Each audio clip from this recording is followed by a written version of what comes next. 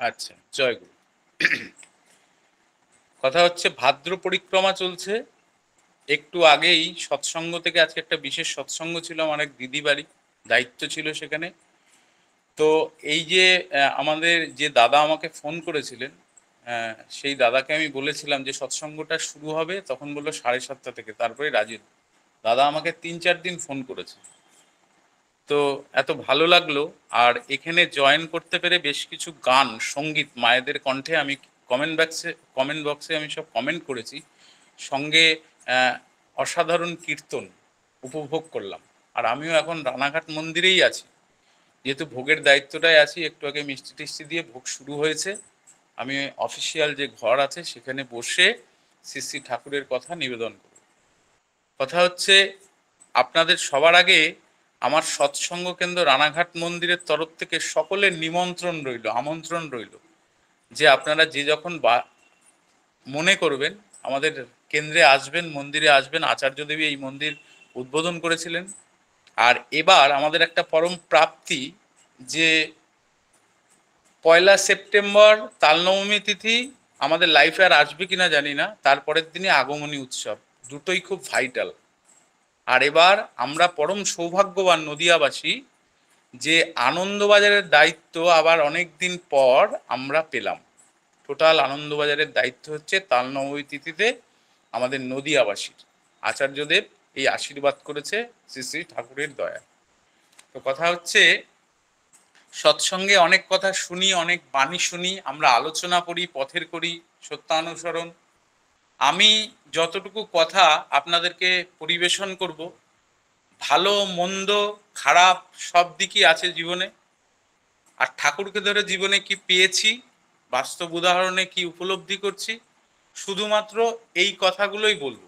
আমি কোনো ঠাকুর কি করেছে, বড়মা কি করেছে, বা ওনারা কি করেছেন, আমি সেই ইয়েতে যাব না। তার কারণ হচ্ছে, আচার্যদেবের এটা ভীষণ ইচ্ছা যে মানুষের লক্ষ লক্ষ কোটিতে কোটিতে উদ্ভিন্ন যে মানুষ ঠাকুরের দীক্ষা নিয়ে আজকে এত সুন্দর আছে, ভালো আছে, প্রত্যেকটা জীবনের কথা দিয়ে আপনি সমাজে উদাহরণ হয়ে উঠুন শ্রী শ্রী ঠাকুর অনুকূলচন্দ্রের। আমি সেইভাবেই শ্রী শ্রী ঠাকুরের কথা নিবেদন করব। আমার যদি কোনো ভুল ত্রুটি হয়, এখানে সম্মানীয় আমার মায়েরা, দাদারা রয়েছেন, তাহলে আমাকে একদম শেষে আমাকে ফোন করে বা কিছুতে বলতেই পারেন। আমার বাস্তব জীবনের অভিব্যক্তি আপনাদের আমি শেয়ার করব।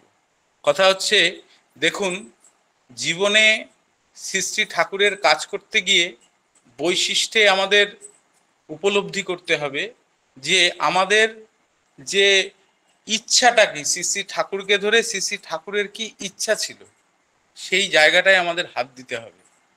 সবার আগে আমি নিজে তো ভালো থাকবোই শ্রী শ্রী ঠাকুরকে ধরে। পাগলও চায় যে আমি ভালো থাকি, আর আমি তো একটা সুস্থ মানুষ। তো সেই কারণের জন্য তার পাশাপাশি আমাকে চিন্তা করতে হবে যে আমার জীবনে এই অবধি যতদিন দীক্ষা গ্রহণ করেছি, আমি দীক্ষা নিয়ে, সস্তায়নী ব্রত নিয়ে আমি কটা মানুষের ভালো করতে পেরেছি, কটা মানুষের কাছে উদাহরণ হয়ে উঠতে পেরেছি। দোষ গুণে মানুষের যাব না। আচার্যদেব আর শ্রী শ্রী ঠাকুর বাদ দিয়ে আমি কেউ বুকে হাত দিয়ে বলতে পারবো না আমার দোষ নেই। তাহলে শ্রী শ্রী ঠাকুর এই যুগে আসতেনই না ধরাধামে। আমরা দোষে মুখ ভরা, জন্ম থেকে মৃত্যু অবধি আমরা দোষে আক্রান্ত। আর সেই আক্রান্তর জন্যই শ্রী শ্রী ঠাকুর প্রচুর প্রচুর কাজ দিয়ে আমাদের আচার্যদেব আমাদের ভরিয়ে রেখেছে। এই যুগের যা এনভায়রনমেন্ট, মানুষ মানুষের সাথে দ্বন্দ্ব, সস্তায়নী, ঋত্বিক বলুন, অধৈর্য বলুন, যাজক বলুন, কোনো না কোনো সময় কারোর মাথা গরম বা কিছু হতেই পারে। তার কারণ হচ্ছে যুগের এনভায়রনমেন্ট। কিন্তু আমরা সংসারে একটা কথা কিন্তু চালনা আছে আমাদের, যে যার সাথে যত ভালোবাসা তার সাথে তত অধিকার, তার সাথে ততটাই আমাদের ঝগড়া হয়। যেমন পরিবার, তেমন আমরা সৎসঙ্গীও কিন্তু সবাই পরিবার। আমরা ঋত্বিক, অধৈর্য, যাজক বলুন, সুস্তায়নী বলুক, আমার মায়েরা বলুন, আমার প্রিয় প্রিয় দাদারা বলুন, তাদের সাথে যদি আমার মুখ কালাকালি হয় বা কোনো অধিকার নিয়ে ঝগড়া অশান্তির কারণ হই, আমার এই সংসারের মধ্যেই সেটাকে আন্ডারস্ট্যান্ডিং এর মাধ্যমে ঠিক করে নিতে হবে। আর দোষ গুণ কারোরই দেখা যাবে না, কেননা কলিযুগের যা এনভায়রনমেন্ট, যে দেখুন একটা অফিস যখন চলে তার ড্রেস আপ করে সেই জিনিসটা সুন্দরভাবে সেই জায়গাতে গদ ধরে সেই চাকরি 8 ঘন্টা 7 ঘন্টা কেউ 12 ঘন্টা করছে, একটা সিস্টেমের মধ্যে চলছে। তখন কিন্তু আপনি ধুতি পাঞ্জাবি পরে বা সাদা ড্রেস পরে ওইখানে ঢুকতে পারবেন না। তার কি লোকটা কি বাজে, তারা কি সৎসঙ্গ থেকে বিচ্ছিন্ন? আচার্যদেব কি বলছেন যে ড্রেসে নয়, জয়গুরুতে নয়, বর্তমান ডিপি ওয়ার্কের পরম পূজ্য পাদ আমাদের পরম পূজনীয় অবিন্দ দাদা সৃষ্টি করলেন যে ডিপি ওয়ার্ক, সেই ডিপি ওয়ার্কে বলছে আচার আচরণে উদাহরণ হয়ে বুঝিয়ে দাও যে শ্রী ঠাকুর কি জিনিস, বা তুমি তুমি কি হতে পেরেছো শ্রী ঠাকুরকে। দেখুন বর্তমান জীবনে এই যে সৎসঙ্গ কেন্দ্র রানাঘাট মন্দিরে বসে আছে, আমাদের ইগো হিংসা আমার মধ্যে প্রচুর ছিল, ঠাকুরকে নিয়ে আমার প্রচন্ড তর্ক বিতর্ক ছিল, ইষ্টবৃত্তি দীক্ষা সবকিছু নিয়ে। কিন্তু সেই যে পরিবর্তনটা আপনাদের আমি বলবো যে দেখুন এই যে সৎসঙ্গ কেন্দ্র রানাঘাট মন্দিরে যখন ফার্স্ট এলাম, আমার জীবন শুরু হচ্ছে, আমি প্রফেশনাল অ্যাঙ্কার ছিলাম, অ্যাঙ্কার হোস্ট, বড় বড় যে স্টেজ হয় সেই স্টেজে আমি পরিচালনা করতাম, টুকটাক কিছু কাজের মধ্যে যুক্ত ছিলাম। কিন্তু আমার নিজের জীবনের ইচ্ছা ছিল আমি অ্যাঙ্কারিংটাকেই প্রফেশন করব। ডিসিশন না নিতে পারে আচার্যদেবের কাছে ছুটে চলে গেলাম। আচার্যদেব বললেন তোমার অ্যাঙ্কারিংটাকে অবশ্যই রাখতে হবে, কিন্তু পাশে তোমার কাজের জন্য যেটা পাও হাতের সামনে সেটাই করতে হবে। তো এসে অনেক রকম করে বর্তমানে ঠাকুরের দয়ায় আমি 4 হুইলার কার ফিনান্সে পার্মানেন্টলি আছি, এটাতে আমি যোগ্যতা অর্জন করেছি, এটা আমার শুটেড হয়ে গেছে শ্রী শ্রী ঠাকুরের দয়ায়। কিছুদিনও তার দয়ায় বাইরে ছিলাম অফিসের কাজে। তো এই যে পরিবর্তন, একটা সময় আমি কিছুই ছিলাম না, তো পরে বুঝলাম যে শ্রী শ্রী ঠাকুরকে ধরে যদি আমি না এগোতাম জীবনটা কোথায় তলিয়ে যেত, কারণ মনের চিন্তা ভাবনাটাই ছিল উল্টো পাল্টা। সেই উল্টো পাল্টাটাকে সঠিক করলাম। এই যে জীবনের অভিব্যক্তি, জীবনের উদাহরণ, আমার কথার সাথে কখনো যদি আপনি রানাঘাট মন্দিরে আসেন বা কাউকে জিজ্ঞাসা করেন, মানুষ কিন্তু আমার দোষ গুণটাও বলবে, কিন্তু পাশাপাশি এখন এখন ঠাকুরকে ধরে কি হয়েছি সেটাও আপনাকে বলবে। ভালোর পাশাপাশি মন্দ, আর মন্দর পাশাপাশি ভালোটাও মানুষ একটা হলে বলে যে না ছেলেটা আজকে ঠাকুরকে ধরে এই হয়েছে, বা মা ওই দাদাটা এই হয়েছে, সেটা আপনি শুনতে পারবেন। আর জীবনে এমন এমন কিছু শ্রী শ্রী ঠাকুরের দয়ায় আমি তার কাছে প্রার্থনা জানিয়েছিলাম, এমন এমন কার্য আমার মাধ্যম দিয়ে ঠাকুর করিয়েছেন যেটাতে আমি ভাবতেই পারি না। তখনই ভাবলাম যে শ্রী শ্রী ঠাকুর আমার মধ্যে বর্তমান। ইষ্ট স্বার্থ প্রতিষ্ঠা বলতে কি বুঝি আমি? ইষ্ট স্বার্থ প্রতিষ্ঠা বলতে এটাই বুঝি, ঠাকুরকে আমার ইষ্ট স্বার্থ প্রতিষ্ঠা করার কি অধিকার আছে, বা ঠাকুর কি প্রতিষ্ঠিত নয়? আমার মধ্যে আমি কতটা ইষ্ট স্বার্থ প্রতিষ্ঠা করেছি সেটা হচ্ছে সব থেকে বড় বিষয়। আমার মধ্যে, নট কার মধ্যে না, আমার মধ্যে যেটুকু করব আমি সেটুকুই বাস্তবভাবে উদাহরণ দিতে পারবো, কনফিডেন্সিয়ালি মানুষকে বলতে পারবো। নইলে কিন্তু আমি কিছুতেই বলতে পারবো না। যেটা আমি করি না সেটা আমি বাস্তবে উদাহরণ দিয়ে কাউকে উদ্বুদ্ধ করতে পারবো না, পারবো না। ঠাকুরের কথা, আচার্যদেবের কথা, যে আজকে দেখুন, যে আজকে আমরা ইষ্টবৃত্তি পরায়ণ হতে বলতে, আচার্যদেব বলছে ইষ্টবৃত্তি পরায়ণ, নট ইষ্টবৃত্তি করতে বলবে। ইষ্টবৃত্তি করতে বলে মানুষের কাছে হুইক দিয়ে সেটা একটা প্রফেশনের জায়গায় চলে যায়। কিন্তু পরায়ণ মানে ঠাকুরকে ভালোবেসে নিজে যজন মানে নিজে যাজিত হয়ে, পরকে যাজন করে উদ্বুদ্ধ করে নিজে যাজিত হয়ে তবে যে ইষ্টবৃত্তি করব, সেটা হচ্ছে আমার ভোগ বলে সেটাকে, আর নইলে সেটাকে চাঁদা বলতে পারি আমি। যে ঠাকুরকে দিতে হয়, মেম্বারশিপ দিতে হয়, তাই দিই। আমি যেভাবে করব আমার পরিবেশে সেইভাবে ফল হবে, এবং একটা মানুষ আমাকে ইষ্টবৃত্তি সংক্রান্ত ব্যাপারে সেইভাবেই হুইপ করবে যে তোমাদের এটা বিজনেস। তা আমি যদি কি তাকে ঠান্ডা মাথায় বসে বুঝে ভাই কেন বিজনেস, কি কারণে বিজনেস, আমার জীবনে জানো তো ঠাকুরকে ধরে এই জিনিসটা হয়েছে, তুমি কারোর কাছে যেও না, তুমি আমারটা দেখো। আমার জীবনে ঠাকুরকে ধরে আমি ইষ্টবৃত্তি এমন ভাবে করে আমি ফল পেয়েছি। আমি কি ইষ্টবৃত্তিটা সঠিকভাবে করি যে একজনকে আমি ইষ্টবৃত্তি পরায়ণ করব? আমি এত বড় বড় কথা বলছি, এগুলো কিন্তু শ্রী শ্রী ঠাকুরের কথা। আমার মধ্যে অনেক দোষ গুণ লুকিয়ে আছে, প্রচুর দোষ গুণ। এই যে এত বড় সুন্দর কথা বলতে পারছি, পরম শ্রী শ্রী ঠাকুর হচ্ছে আমার মাথায় আছে। এতক্ষণ সৎসঙ্গ করে এলাম।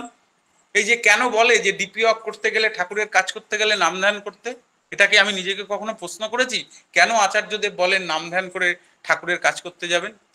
আচার্যদেব জানেন আমরা যখন অন্য চিন্তায় থাকি তখন ঠাকুরের মধ্যে বিন্দু মাত্র থাকি না। ওই যখনই নামে বসলাম আমার মধ্যে ভাব সৃষ্টি হলো, যাকে গিয়ে ডিপি ওয়ার্ক করবো, যাকে গিয়ে যেটা কথা বলবো সেটা কোনো ক্রমে কাজ হতে থাকবে। তখন আমার মধ্যে ঠাকুর বর্তমান হলেন। এই জন্য নাম ধ্যান করে আমাদের এগোতে হয়। চক্র ধ্যান যখন তখন করলে কিন্তু আমার হবে না। আর চক্র ধ্যানে 5 মিনিটের কাজ 5 ঘন্টা হয়। এটার কারণ আমার অভিব্যক্তিতে আমি বলি, যেহেতু ওটা ব্রহ্ম মুহূর্তে আমরা চক্রধান করি, ব্রহ্ম মুহূর্তের বাইরে কিন্তু করি না। আর ব্রহ্ম মুহূর্তে পড়াশোনা 1 ঘন্টার কাজ 10 ঘন্টা দেয়। আমরা ছোটবেলা পড়াশোনা করে দেখেছি যে 1 ঘন্টা পড়াশোনা করে আমরা পরীক্ষায় সাকসেস হয়েছি। আর সেরকম চক্রধানটাও তাই, 5 মিনিট যদি করি আমি ওই ব্রহ্ম মুহূর্তে, ফলাফল আমার 5 ঘন্টার হয়। আর আমার ইষ্টভৃতি নিবেদনটা কি আমি এটা এইভাবে করছি যে একটা মানুষকে উদ্বুদ্ধ করতে পারবো আমার জীবনকে দিয়ে, যে দেখুন আমার সৎ মানুষ সব থেকে জীবনে কষ্ট করে। আমাদের স্বয়ং আশুতোষ জোয়ারদারদা যারা ছিলেন ঠাকুরের কাছে, তারা 6টা গীত মেরে শুনেছি যে ঠাকুরের কাছে থেকে কাজ করতেন। তাহলে কেন করবেন? স্বয়ং মালিকের কাছে তারা থাকেন, কেন ভাই 6টা গীত মেরে তারা ধুতি পরবেন? তারা তো কুচি দেওয়া ধুতি পরবে। বর্তমান জেনারেশনটাকে তাদের মতো মানুষগুলো ছিল বলেই আজকে মাঞ্জা দেয়া ধুতি কিন্তু সৎসঙ্গীরা পড়তে পারছে, যারা এখন দেওঘরে আছে। তারা কি বেসে কাজ করেছে, যে সৎ হতে গেলে সবার আগে দেখুন আপনার দুঃখ কষ্টে জর্জরিত থাকতে হবে, মানুষের আনন্দ হবে আপনার আনন্দ, মানুষের সুখ হবে আপনার সুখ, মানুষের হাসি হবে আপনার হাসি, মানুষের বড় বড় কাজ বড় বড় উন্নতিতে হবে আপনার সাকসেস। এটাই একটা সৎ মানুষের কাজ। নিজের কি হলো সে দেখে না। ঠাকুরের কাছে থাকা মানুষগুলো এইভাবে নিজেকে বিলিয়ে দিয়েছে, তাদের জীবনকে উদাহরণ হিসাবে দিয়ে দিয়েছে, যে কত বড় বড় চাকরি ছেড়ে চলে এসছে, আবার বড় বড় চোর ডাকাতরাও করেছে। আমিও সেই চোর ডাকাতের মধ্যে একজন কিন্তু পড়তে পারি। আমি হয়তো চোর নই, আমি ডাকাত নই, কিন্তু আমি একজন তো ব্যক্তি ছিলাম যে আমার জীবনটাকে পরিবর্তন করেছি।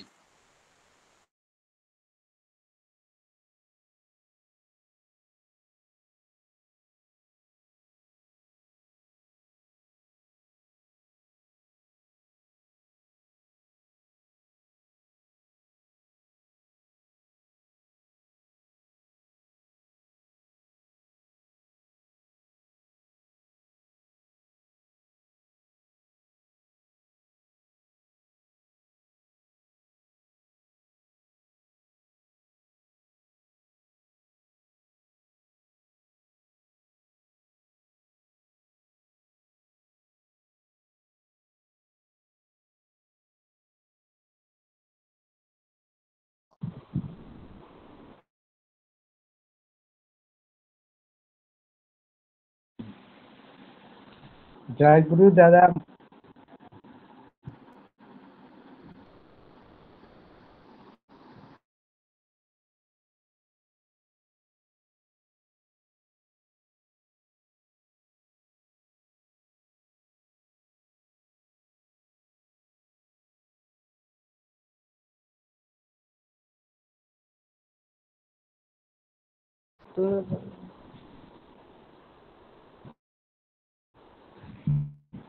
গুরু মানস দা আজটা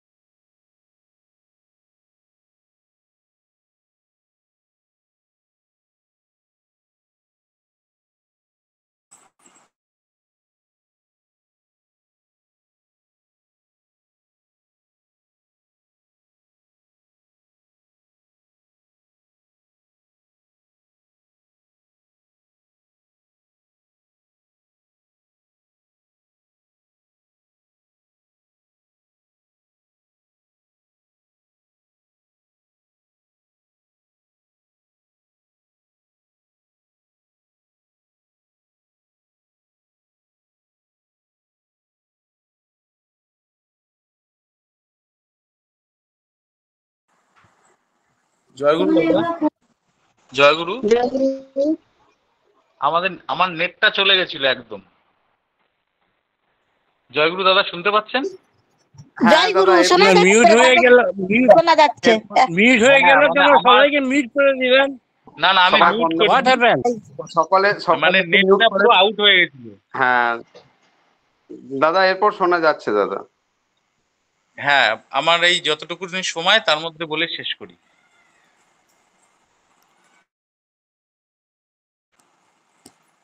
তো কথা হচ্ছে যেটা বলছিলাম, ইষ্টভৃতি। ইষ্টভৃতি হচ্ছে এইভাবে চক্র ধ্যান করে ইষ্টভৃতি করলে তবেই কিন্তু আমার ইষ্টভৃতি সম্পন্ন হয়। আমরা লিঙ্কে যে সকল আমার প্রিয় প্রিয় মায়েরা এবং দাদারা রয়েছেন, আমি নিজেকে সবসময় সংশোধন করি। সবাই নিজেকে সংশোধনের দিকে ব্যস্ত হতে হয়, আচার্যদেব বলছে। যেমন আমি যখন ইষ্টভৃতি পাঠাই, তার দিকে খেয়াল রাখতে হবে আমি কি দুটো আহ, আহ, মানুষকে, গুরুভাইকে ভাতৃপূজ্য দিই। ঠাকুরের আমলে ভূতপূজ্যও ছিল, ভূতপূজ্য। সেটা আমরা কটা মানুষ বাড়িতে এসে তুলি। ভূতপূজ্য মিনস হচ্ছে টাকাটা এক জায়গায় জমাতে হয়, একটা ভালো কাজে সেই টাকাগুলোকে ব্যয় করতে হয় আমার ইচ্ছা খুশি মতো। কারোর বিয়ে হচ্ছে না, কারোর এই বিপদে পড়েছে, ওইখান থেকে তখন টাকাটা দিতে হয়। তাই ঠাকুর বলেছিলেন যে ইষ্টবৃত্তি করার পরে ভাতৃপূজ্য, তারপরে বাড়িতে কিছু ভূতপূজ্যও তুলে রাখতে হয়, সেটা সঞ্চয় হয় একটা জায়গায়। আমি একটা সময় এটা শুরু করলাম, একটা সময় সেই টাকাটা এখনো জমে আছে। এটা হচ্ছে ইষ্টবৃত্তি সম্পন্ন হলো। আর বেশি সময় নেই, কেননা নেটটা ডাউন ছিল বলে সময়টা কমে গেছে। তাই আর মাত্র 11 মিনিট আছে, মানে 9টা বাজতে। তা সেই কারণের জন্য আমি 11 মিনিটে আমি সংক্ষিপ্ত সংক্ষিপ্ত আমার নিজের জীবনের উদাহরণ দেখুন। একটা সময় একটা জায়গায় একটা সময় আমরা আচার্যদেবের আশীর্বাদে নদিয়াতে মর্নিং প্রেয়ার করতাম। মর্নিং প্রেয়ারটা হচ্ছে তিনি বলেছিলেন যে প্রত্যেকটা বাড়ি বাড়ি যাবে, 365 দিন থানকুনি আর গুড়ের বাতাসা দিয়ে প্রত্যেকটা বাড়ি বাড়ি প্রার্থনা করতে। সেটাও একটা টাইপ অফ ডিপি ওয়ার্ক। তারপরে লকডাউনে সেটা বন্ধ হয়ে গেল। তা আমরা প্রচুর মায়েরা দাদারা সেখানে যুক্ত হতো। 365 দিন এমন দিন গেছে যে 3টে করে মর্নিং ওয়াক করতে, মানে মর্নিং প্রেয়ার করতে হতো বাড়ি বাড়ি। তো তাতে আমাদের উদ্দেশ্যটাই ছিল ঠাকুরের আসনটা সুন্দর করার, মানুষকে ইষ্টভৃতি পরায়ণ করা। এই যে এই জিনিসটা করে আমরা জীবনে অনেক উন্নতি পেয়েছি, নিজেদের জীবনে অনেক কিছু হয়েছে। তারপর দেখুন একটা জায়গায় আমি কলকাতায় একজনকে দেখতে গেছি। আমারই একজন বন্ধুর মা ভর্তি ছিলেন রামকৃষ্ণ মঠের এক হসপিটালে। তো সেখানে গিয়ে আমি দেখলাম যে প্রার্থনার সময় হয়ে গেছে, সন্ধ্যার প্রার্থনা করলাম। মানে একটা জীবনের একটা অভিব্যক্তি যে প্রার্থনা করার পরে চোখ খুলেছি, আমি দেখছি রামকৃষ্ণ সারদা দেবীর ফটো, স্বামীজির ফটো। মনটা ভরে গেল। আর যখন প্রার্থনাটা শেষ করলাম, নাম শেষ করলাম, তখন দেখি চারিদিকে আমার গুরু ভাই বোন মায়েরা হয়ে গেছে, তারাও দীক্ষিত। তারা আমাকে দাদা জয়গুরু, দাদা জয়গুরু। আমি যেহেতু এই নিষ্ঠা সহকারে প্রার্থনাটা করলাম একটু সাউন্ডে, যেহেতু হসপিটালে বেশি সাউন্ডে বলা করা যাবে না, তখন একটা জীবনে আমার একটা ঘটনা ঘটেছিল। তো আমি ওয়েটিংয়ে শুয়েছিলাম, ওখানে থাকা হলো। তো শর্টে বলছি, সেইখানে একটা দাদা আমার পাশে উঠে, আমি যখন ইষ্টভৃতি করছি, ঠিক একদম আমার 4টে ইষ্টভৃতি করছি, তখন দাদাটা চোখের জল ফেলছে। তা আমি বললাম দাদা, আমি ইষ্টভৃতি টোটাল কমপ্লিট হয়ে গেল। দাদা কি হয়েছে আপনার? বলছে আমার ছেলে আইসিইউতে ভর্তি।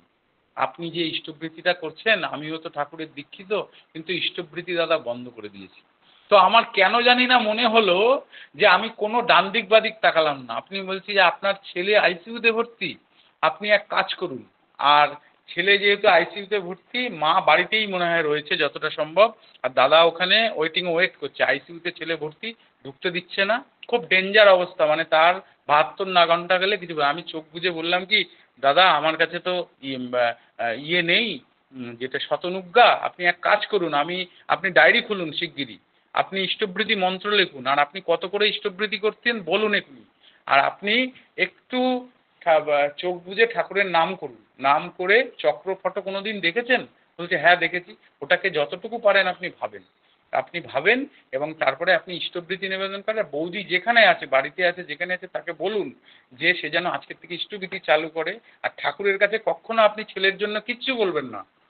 আপনি বলবেন যে তার ইচ্ছাই মঙ্গল, ঠাকুর তোমার ইচ্ছাই মঙ্গল। তা তুমি বলে এটা আপনি দাদা, আমি তুমি করেই বললাম দাদা তুমি করো এটা। পরে জানতে পারলাম ওই দাদা আমার কথা শুনে পেনে লিখে ওই ইষ্টভৃতি করলেন। এবং পরে জানতে পারলাম উনি একজন পুলিশের বড় অফিসার, আমাদের কলকাতায় থাকেন। তো আমার সাথে পরিচয় হলো, আমি পরের দিন সকালে চলে এলাম, উনি আমার নাম্বার নিয়ে রাখলেন। ওই দিন একটা আমাদের এখানে বড় সৎসঙ্গ ছিল, আমি ঠাকুরের কথা এই ঘটনাটা বলেছি।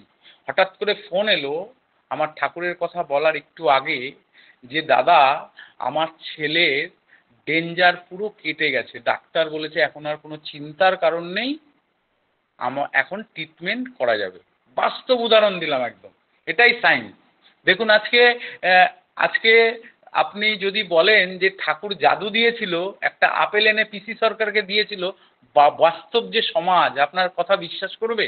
সে দীক্ষা নেবে? আমার মতো যারা ইয়াং ছেলেপেলে আছে জুনিয়র, তারা এগুলোকে হেয় করবে। আপনার উদাহরণ না দিলে তার কখনো দীক্ষা হবে না।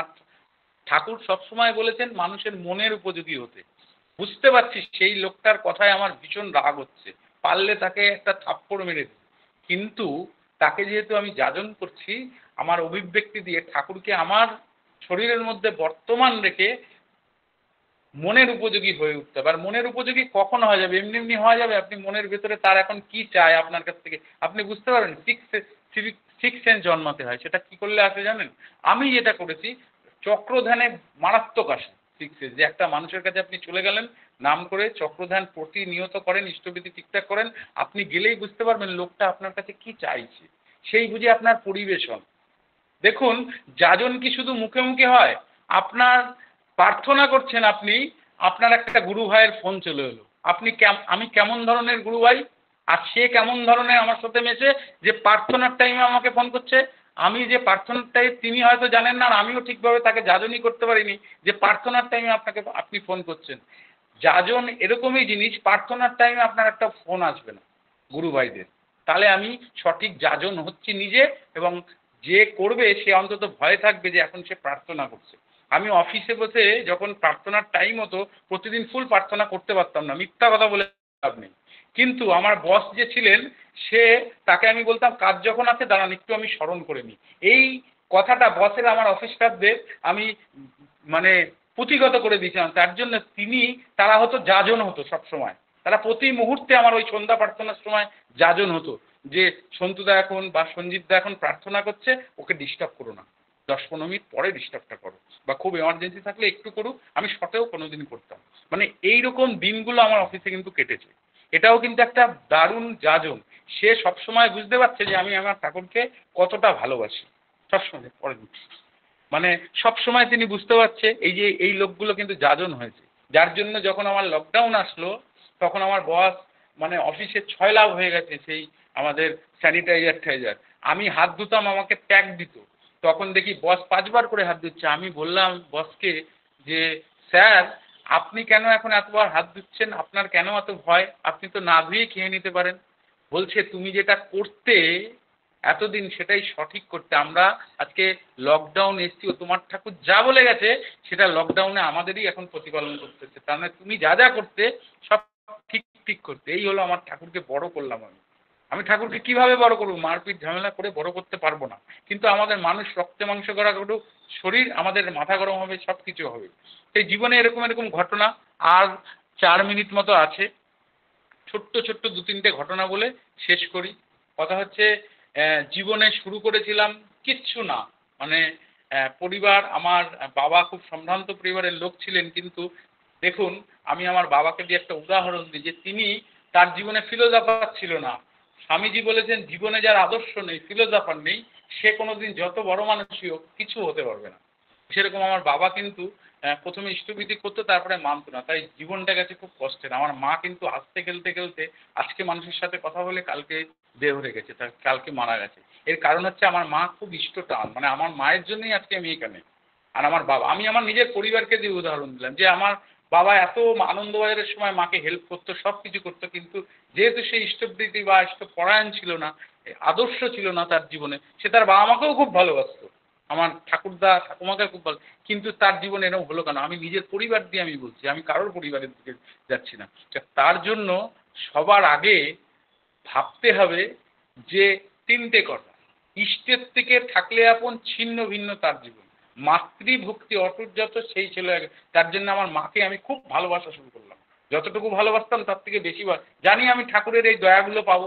তার জন্য একদিন মা আমার পরে যখন রাগ হতো, তারপরে কিন্তু মা আমার পরে খুশি হতে থাকলো ঠাকুরের দয়ায়। আজকে কিন্তু ওই ভালোবাসার দিয়ে ঠাকুর বলছেন মা বাবাকে যে যারা খুব ভালোবাসে তাদের কোনো পাথরও পড়তে হয় না, তাদের কোনো গ্রহ ছুতে পারে না। তো সেই আমার জীবনে আমি দেখেছিলাম, একজন আমাকে হাত দেখে বলল যে লাইনের ধারে, আমি তখন বসে আড্ডা মারছি, আমার একটা বন্ধু খুব কোয়ালিফাইড, তাকে আমি প্রথম যাজনের দীক্ষায় উদ্বুদ্ধ করেছিলাম, সে এখন হাই স্কুলের টিচার। সে এখন প্রচুর দীক্ষা দেয়, নিজে সুস্থায় নিয়েছে, তার বিবাহ করেছে, সেও সুস্থায়নী হয়ে গেছে। সেই ছেলেটা আমাকে বলেছিল তুই বেঁচে আছিস কিভাবে। আমি বললাম বেঁচে আছিস কিভাবে, না আমি ইষ্টবৃত্তি করি, ঠাকুরের কি করি। তার ঠিক 2 থেকে 4 বছরের পরেই আমার যে উন্নতি শুরু হলো, তখন বললো তোর হাতে তো আর সেই জিনিস কিচ্ছু দেখতে পাচ্ছি না, তোর হাত তো দারুণ সুন্দর হয়ে গেছে। তাই জন্য পরম পিতা হচ্ছে সবার ঊর্ধ্বে, কোনো গ্রহ বিপাক কিচ্ছু করতে পারে না। পুরো ন্যাংটা শরীরে এসছি, ন্যাংটা শরীরে উন্নতি করে যদি আমি শেষ জীবনটা ভালোভাবে আমি শেষ যাত্রায় থাকতে পারি। আচার্যদেব শ্রী শ্রী দাদা বলেছিলেন শেষের দিন ভীষণ ভয়ঙ্কর, সেই ভয়ঙ্কর দিনটা যেন না আসে তার জন্য প্রতিনিয়ত আমরা ঠাকুরের কাজটা সেইভাবেই করি। তার কারণ হচ্ছে দেখুন, যে আজকে যদি আমার জীবনটাতে আমার রোগ হয়, হতেই পারে, কিন্তু দেখুন যে নিজে যদি শেষের দিনটা আমার ভালো যায়, যতই আমার শরীর খারাপ থাকুক, যে আমার একটা বয়সে আমি মৃত, কিন্তু ঠাকুরের জিনিস মানি বলে আমি জীবিত রয়েছি। এখন গড়াই আমাদের 60-70 বছর, 80 বছরে, 90 বছরে যারা জীবিত রয়েছে তারা ঠাকুরের দেয়া আয়ুতে তারা জীবিত রয়েছে, তারা সুস্থায়নী পালন করে, সুন্দরভাবে থাকে। তাই ঠাকুর তাদের দয়া করেছে। দয়া জিনিসটা কি, ঠাকুর ইচ্ছা করলে পারবে না, আমি যদি করতে পারি আমার মধ্যে দয়া প্রলুব্ধ হবে। লাস্ট কথা আর 1 মিনিট আছে। কথা হচ্ছে এত যে কথা বললাম, জানি না কোনটা ভুল হয়েছে। নিজের জীবনে ঠাকুরকে উপলব্ধি করে ভীষণ ভালো আছি, সুখে আছি, শান্তিতে আছি, দুটো ডাল ভাত খেয়ে। জীবনে একটা কার্য হয়েছে যে আমার যে বন্ধুগুলো আমাকে বিরোধিতা করতো, এলআইসি পিয়ারলেস বলতো, সেই বন্ধুগুলোকে তাদের সাথে থেকে তাদের সঙ্গ দিয়ে, তারা হয়তো যেটা খেত আমিও এককালে সেটা খেতাম, কিন্তু সেই সঙ্গটা দিয়ে, সেই তাদের সাথে বাহানা করতে করতে আজকে তাদের দীক্ষা হয়ে গেছে, সুস্থায়নী হয়ে গেছে।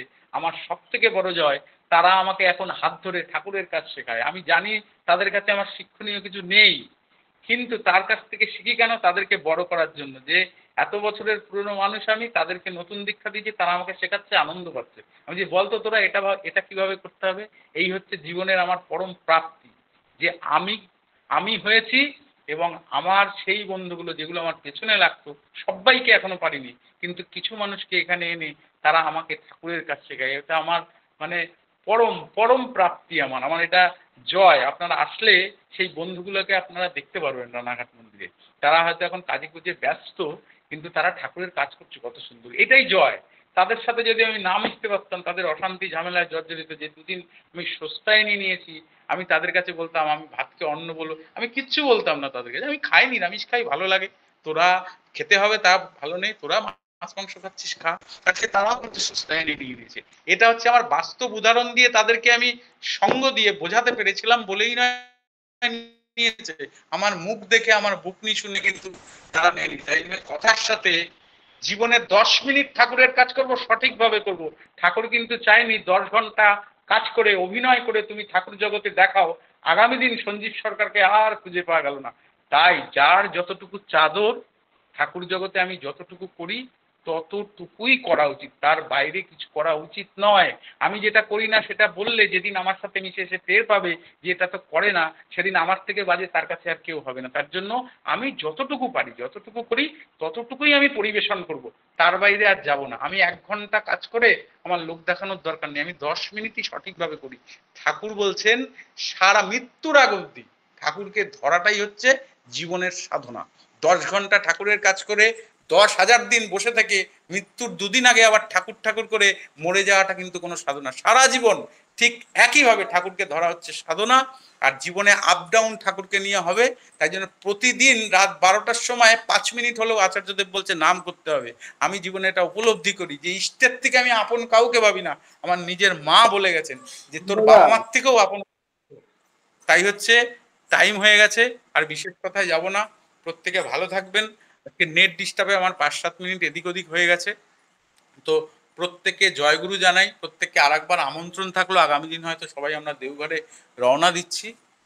তো প্রত্যেকের মঙ্গল কামনা করি। জানি না কিছু ভুল হলো কিনা, তা ঠাকুরের কাছে ক্ষমা চাইতে পারি। আপনাদের কাছে ঠাকুরের সামনে তো ক্ষমা প্রার্থী হতে পারি না। যদি ভুল ত্রুটি হয় আপনারা আমাকে বলবেন। আর নতুন মানুষ যারা আছেন তারাও যদি ভাবেন যে আপনার কথায় আমার উন্নতি হবে, আপনিও আমাকে ফোন করে বলতে পারেন, যারা 2 দিনের সৎসঙ্গী। তাই আমি কিছুই না সস্তায় নিয়ে নিয়েছি, যা নিয়েছি সব আমার স্বার্থের জন্যই আমি নিয়েছি, আমি ভালো আছি, ঠাকুরের কিচ্ছু করিনি জীবনে, আমার জন্যই আমি উজাড় করে দিয়েছি, তাই আমি ভালো আছি ঠাকুরের দয়ায়।